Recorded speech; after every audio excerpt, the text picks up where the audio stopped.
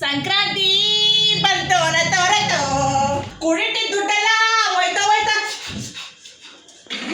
ಮರಮ Adama ಅಟ್ಟಿರಕಮ್ಮ ನಾನೇನ್ ಮಾಡಿದ್ದೆ ನಾನೇನ್ ತಪ್ಪು ಮಾಡಿದ್ದೆ.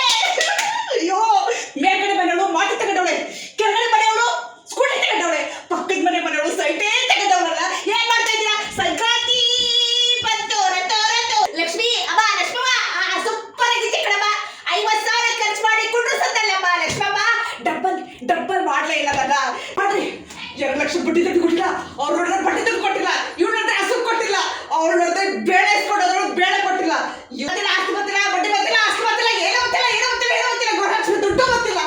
ಸಂಕ್ರಾಂತಿ ಬಂತು ಹೊರತು ಸಾಯಂಕಾಲದಲ್ಲೆಲ್ಲ ಸುಮ್ಮನೆ ಬಿಟ್ಟಿದ್ಯಾ? ಬಡ್ಡಿ ಕೊಡೋದೆಲ್ಲ ಬೆಳೆಸ್ತಾ ಇದ್ಯಾ? ನನ್ನ ತುಳಿತಾ ಇದ್ದೀಯಾ? ಏನ್ ಕಡಿಮೆ ಮಾಡಿದ್ದೆ ನಿಮಗೆ? ಬಡ್ಡಿ ಕೊಡ್ಸು ನನ್ನ ಅಷ್ಟು ಬಂದೆ ಒಂದು ಬೆಂಚ್ ಕಾರ್ ಕೊಡ್ಸು.